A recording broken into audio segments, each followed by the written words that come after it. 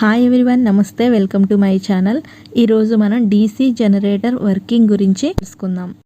DC generator అనేది ఎలా work అవుతుంది, ఏ ప్రిన్సిపల్ మీద బేస్ అయ్యి వర్క్ అవుతుంది, వీటన్నిటి గురించి తెలుసుకుందాం. First of all DC generator ఏం చేస్తుంది? జనరేటర్ వచ్చేసి మెకానికల్ ఎనర్జీని ఎలక్ట్రికల్ ఎనర్జీగా కన్వర్ట్ చేస్తుంది కదా. జనరేటర్ పని ఏంటి? మెకానికల్ ఎనర్జీని ఎలక్ట్రికల్ ఎనర్జీగా కన్వర్ట్ చేయటం. మరి డీసీ జనరేటర్ అంటే మనకు వచ్చే ఎలక్ట్రికల్ అవుట్పుట్ వచ్చేసి డీసీ అన్నమాట, అంటే డైరెక్ట్ కరెంట్. కాబట్టి మనం దీన్ని డీసీ జనరేటర్ అని అంటున్నాము. మరి ఈ జనరేటర్ అది డీసీ జనరేటర్ అయినా ఏసీ జనరేటర్ అయినా, ఏసీ అంటే ఆల్టర్నేటింగ్ కరెంట్, మనకు వచ్చే అవుట్పుట్ ఏంటి? ఏసీ అన్నమాట. మరి మనకి ఏ జనరేటర్ అయినా ఏ ప్రిన్సిపల్ మీద బేస్ అయ్యి వర్క్ అవుతుంది అంటే Faraday's law of electromagnetic induction, ఈ ప్రిన్సిపల్ మీద బేస్ అయ్యి వర్క్ అవుతుంది. దీన్ని ఫారడే అనే వ్యక్తి ఇన్వెన్షన్ చేశాడు. మరి ఈ ప్రిన్సిపల్ ఏమని చెప్తుందంటే ఎప్పుడైతే ఒక కండక్టర్ అనేది, ఇప్పుడు 2 పోల్స్ ఉన్నాయి, ఇది నార్త్ పోల్, ఇది south pole. Magnetic field of lines ఎప్పుడు కూడా north pole to south pole ఇలా ఉంటాయి అన్నమాట కదా. సో ఎప్పుడైతే ఈ మ్యాగ్నెటిక్ ఫీల్డ్లో మనకి మూవ్ అవుతున్న కండక్టర్ని ఉంచుతామో, కండక్టర్ అనేది మూవ్ అవుతుంటుంది కదా, ఈ మూవ్ అవుతున్న కరెంట్ క్యారింగ్ కండక్టర్ని ఉంచినప్పుడు అదేమవుతుంది? అప్పుడు ఇక్కడ ఈఎంఎఫ్ అనేది ఇండ్యూస్ అవుతుంది. EMF induced in a conductor whenever it cuts or moves through a magnetic field. అర్థమైంది కదా.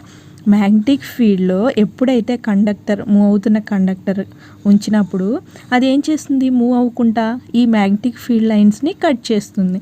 సో అప్పుడు ఏమవుతుంది? అక్కడ ఈఎంఎఫ్ అనేది ఇండ్యూస్ అవుతుంది.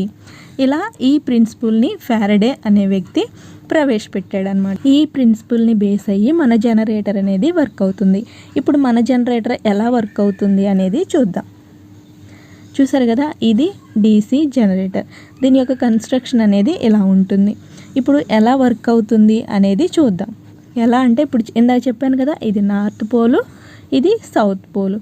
మ్యాగ్నెటిక్ ఫీల్డ్ లైన్స్ ఎప్పుడు కూడా north pole to south pole ఇలా ఉంటాయి అన్నమాట. ఇక్కడ మనం ఏం చేసామంటే ఒక కాయిల్ని ఈ మ్యాగ్నెటిక్ ఫీల్డ్ లైన్స్కి కట్ చేయడానికి ఒక కాయిల్ అనేది పెట్టాం. ఎందుకు అంటే ఇప్పుడు కాయిల్ అనేది ఈ 2 సైడ్స్ ఉన్నాయి కదా, అంటే మనకి ఎక్కువ ఈఎంఎఫ్ కావాలి కాబట్టి ఇటు సైడ్ 2 సైడ్స్ మనకి మ్యాగ్నెటిక్ ఫీల్డ్ లైన్స్ని కట్ చేస్తుంది. అందుకనే మనం ఇక్కడ కాయిల్ని యూజ్ చేసాం. ఇది కూడా కరెంట్ క్యారింగ్ కాయిలే. అయితే ఇప్పుడు ఈ కాయిల్ అనేది మూవ్ అవ్వాలి, రొటేట్ అవ్వాలి. ఎలా రొటేట్ అవుతుంది? మనం పొద్దాక దాన్ని తిప్పలేం కదా. అందుకనే ఏం చేశారు, మనం చెప్పుకున్నాం థర్మల్ పవర్ ప్లాంట్ గురించి, ఇంకా న్యూక్లియర్ పవర్ ప్లాంట్ గురించి, హైడ్రో పవర్ ప్లాంట్ గురించి. మనం ఏం యూజ్ చేసాం అక్కడ? జనరేటర్ అనేది రొటేట్ అవ్వడానికి టర్బైన్స్ అనేవి యూజ్ చేసాం కదా. ఇక్కడ కూడా ఈ షాఫ్ట్ అనేది ఒక షాఫ్ట్ ఇక్కడ ఈ రోటార్కి ఇది ఉంది కదా, దీన్ని రోటార్ అంటారు. ఈ రోటార్కి కనెక్ట్ చేస్తాము.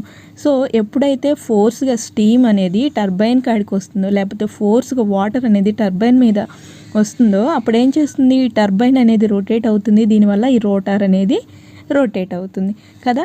ఎప్పుడైతే ఈ మ్యాగ్నెటిక్ ఫీల్డ్లో ఈ రోటార్ అనేది రొటేట్ అవుతుందో, ఇక్కడ ఏమవుతుంది? ఈఎంఎఫ్ అనేది ఇండ్యూస్ అవుతుంది.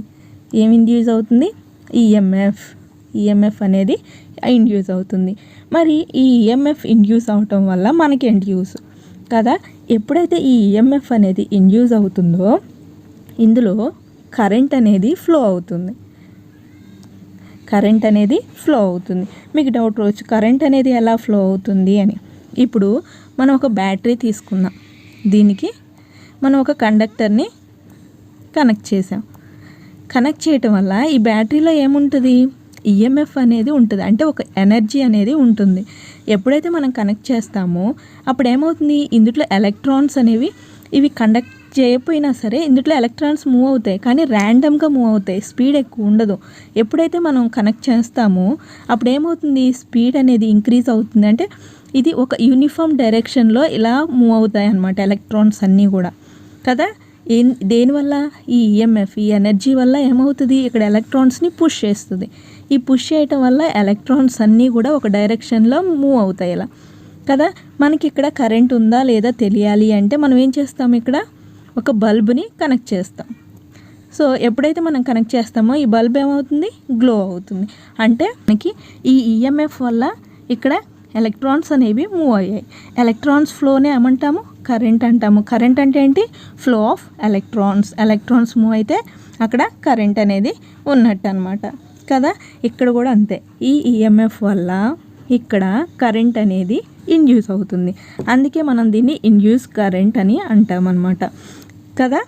ఇప్పుడు కరెంట్ అనేది ఇండ్యూస్ అయింది. ఇక్కడ మనకు వచ్చే అవుట్పుట్ వచ్చేసి ఏసీ అనమాట, డీసీ కాదు. మనకు వచ్చే అవుట్పుట్ ఏంటి, ఏసీ.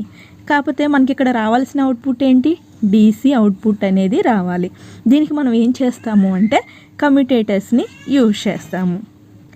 అదే ఏసీ జనరేటర్లోనైతే మనం స్లిప్ రింగ్స్ యూజ్ చేస్తాము.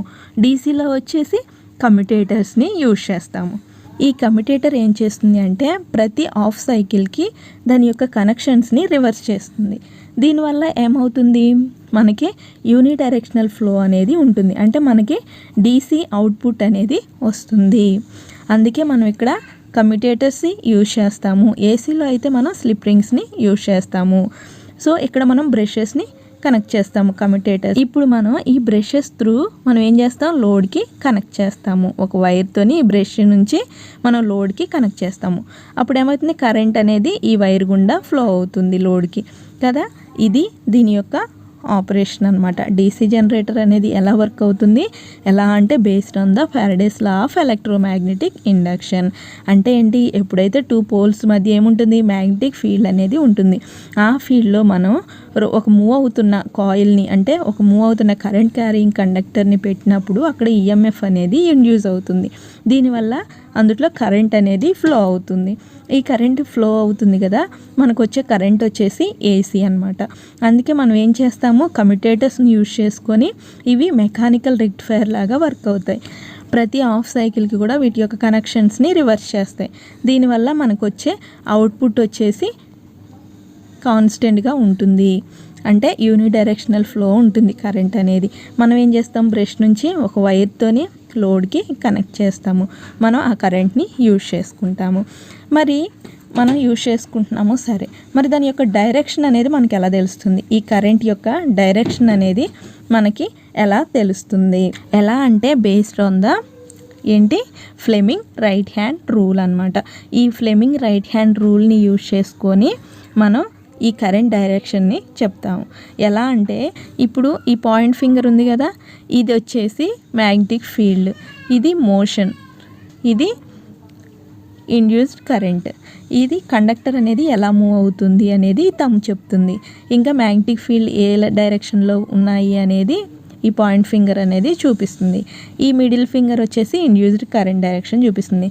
ఇప్పుడు సేమ్ అదే డైరెక్షన్లో మన ఫింగర్స్ని ఉంచుదాం. ఫింగర్స్ని ఇచ్చినప్పుడు మ్యాగ్నెటిక్ ఫీల్డ్ డైరెక్షన్ ఇది కదా, అంటే మ్యాగ్నెటిక్ ఫీల్డ్ అనేవి ఈ డైరెక్షన్లో మూవ్ అవుతాయి. చూసారు కదా, ఈ డైరెక్షన్లో మ్యాగ్నెటిక్ ఫీల్డ్ అనేది ఉంటుంది.